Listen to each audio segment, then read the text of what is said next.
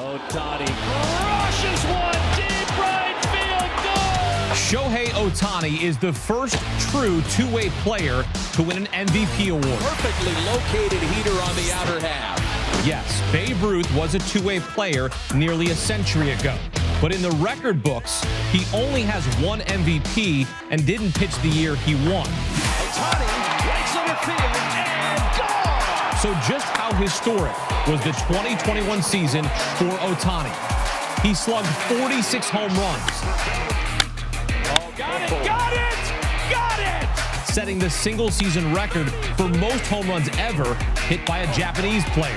Ohtani also became the first player in American League history to hit 45 home runs, score 100 runs, and steal 25 bases. Safe at third base is Ohtani. His wins above replacement was 9, more than a full point higher than the next closest player. He also had 100 RBI and was intentionally walked 20 times, the most by an American League player since Mike Trout in 2018. On the mound, Ohtani was sharp, finishing the year with a 9-2 record, and his 3.18 ERA was among the lowest in the AL. Ohtani also stole the show at the All-Star game, becoming the first player in history to be selected as a hitter and a pitcher. He got him swinging. 3 strikeouts for Shohei Ohtani. In any other year, Vlad Guerrero Jr. would have been a clear-cut and deserving MVP. But in 2021, Ohtani had a season we haven't seen before and may never see again. Yeah, you can file this under the category of duh. A unanimous selection for AL MVP Shohei Ohtani, an historic season, and Bryce Harper in the NL taking home the honors.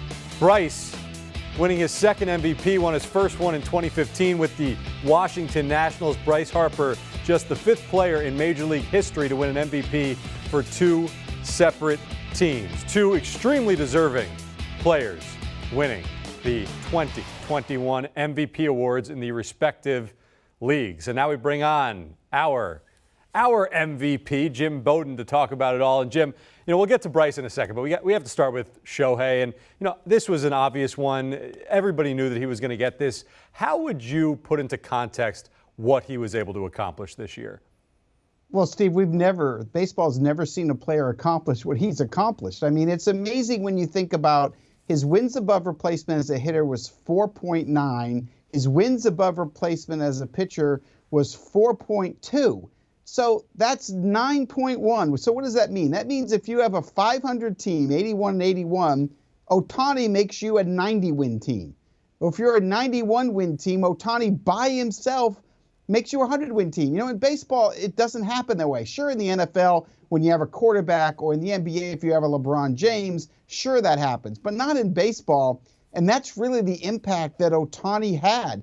And, we talk about him as a hitter, 46 homers. And, oh, by the way, I stole 26 bases and scored over 100 and drove in 100.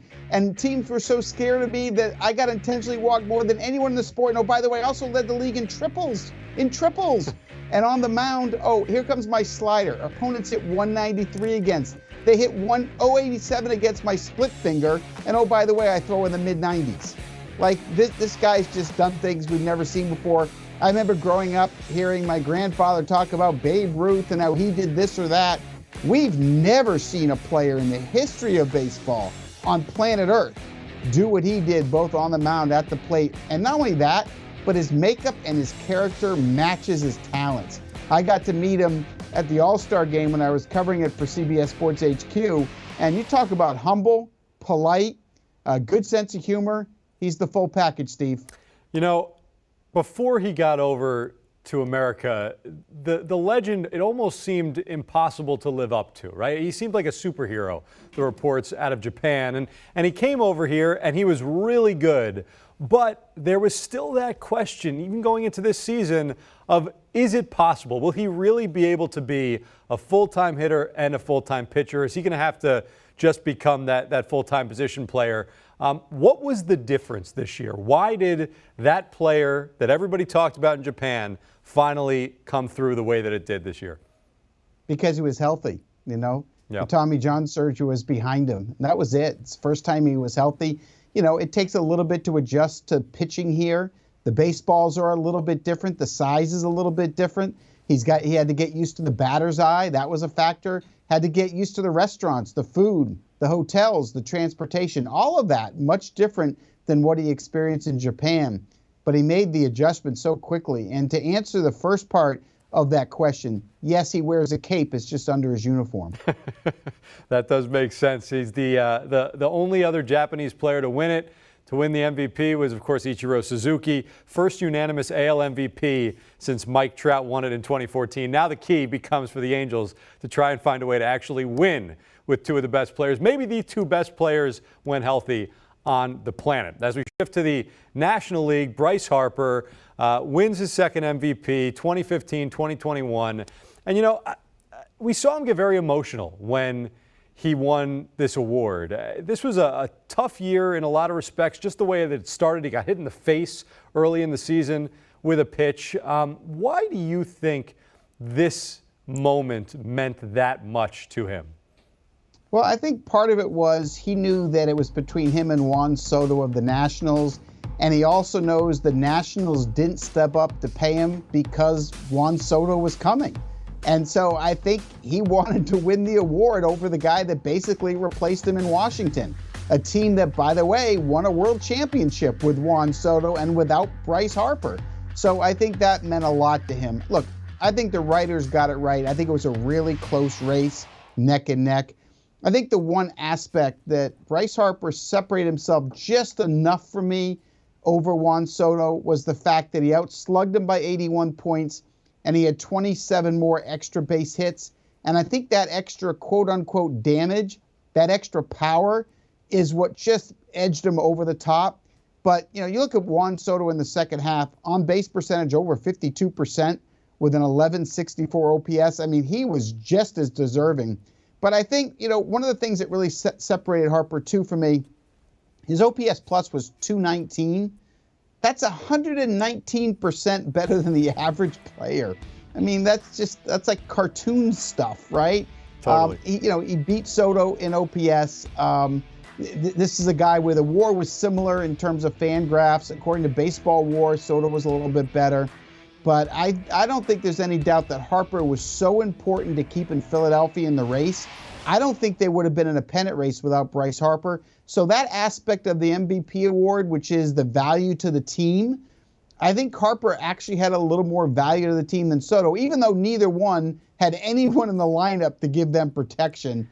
But I think that's why Bryce won it. And by the way, guys that have won 2 MVPs, there's been 31 of them. 23 are in the Hall of Fame. Well, that was going to be my next question, because it seems like, for whatever reason, and maybe it has a lot to do with the fact that as soon as he left Washington, they go ahead and win the World Series. But it seems like he is constantly overlooked, underrated, people thinking that he hasn't lived up to the hype. But you look at the resume that Bryce Harper's building. Rookie of the Year, 2-time MVP, 6-time All-Star. He's got over the course of 10 seasons, an OPS of 916. Is he the least appreciated great player that they have in the game right now? Yeah, I would say so. And I think if you polled all the major league players and said, you know, who's the most overrated player, Bryce Harper's name comes up a lot. But let's talk about the reasons why. Bryce Harper has a lot to do with his swing. It's got a lot of moving parts. So it's not consistent. So throughout his career, you know, he's had 2 MVP seasons, but he's also gone through stretches of slumps. And when he gets out of whack mechanically, he doesn't maintain that high level of performance like he did this past year. And I think when you see a young hitter like Juan Soto, who is probably one of the best hitters I've ever seen in my life, he's very consistent with his approach.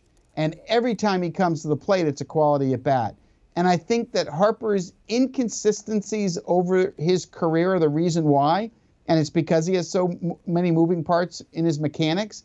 But when he's locked in, which he can be for a full season like he was this year, he's as good a player as there is in baseball. And that's what he demonstrated this year. But Harper, you know, there's going to be a question how well he ages, because a lot of guys that have a lot of moving parts of their swing sometimes struggles when they get to their mid-30s. So it's going to be interesting to see how he ages. But for right now, there's no doubt what he is. He's the MVP of the National League. He's an MVP, and it certainly looks, based on the resume, like he will one day be a Hall of Famer. Jim Bowden, thanks so much for the time. Thank you, Steve. So, once again, your 2021 MVP, Shohei Ohtani, Bryce Harper, two players who are incredibly deserving. Shohei doing things that maybe we've never seen before in the history of the game, and Bryce Harper, a true Renaissance type season for him, really kept the Phillies in the race. Do you want a sports network that delivers everything that matters about the game? The highlights, the picks, the instant analysis, no yelling, no fake debates, no politics. Hit the subscribe button and never miss a moment.